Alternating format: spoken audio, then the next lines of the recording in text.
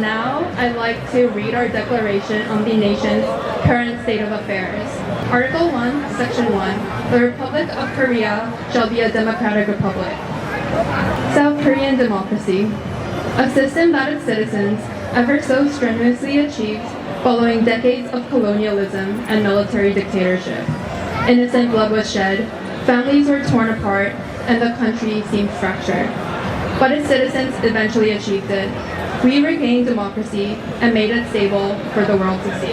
Until the night of the 3rd of December, 2024, until President Yoon abruptly and unlawfully declared martial law.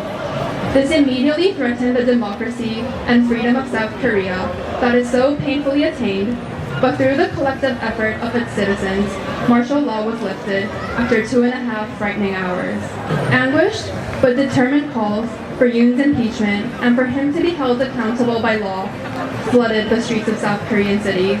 However, the ruling party boycotted their votes, resulting in the motion falling short of being tabled due to a lack of quorum to pass it. These treasonous acts discredit the current South Korean democracy and the constitutional statement that its sovereignty resides in its people.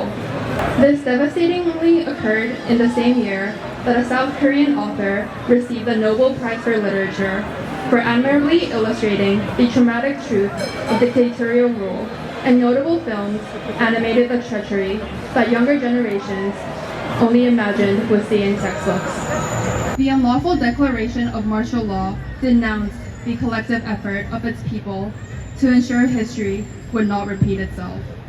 We, the citizens of South Korea in Melbourne, now stand against the president to protect our democracy and its freedom. We do not let distance from our homeland discourage us from expressing our voices. Thus, this declaration on the nation's current state of affairs adamantly demands that President Yoon and all those guilty of treason immediately resign. All politicians listen to public opinion and participate in the impeachment of Yoon to protect the integrity of democracy and its constitution.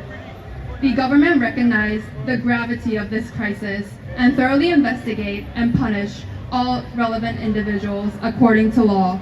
South Korea still suffers from its traumatic past of dictatorships.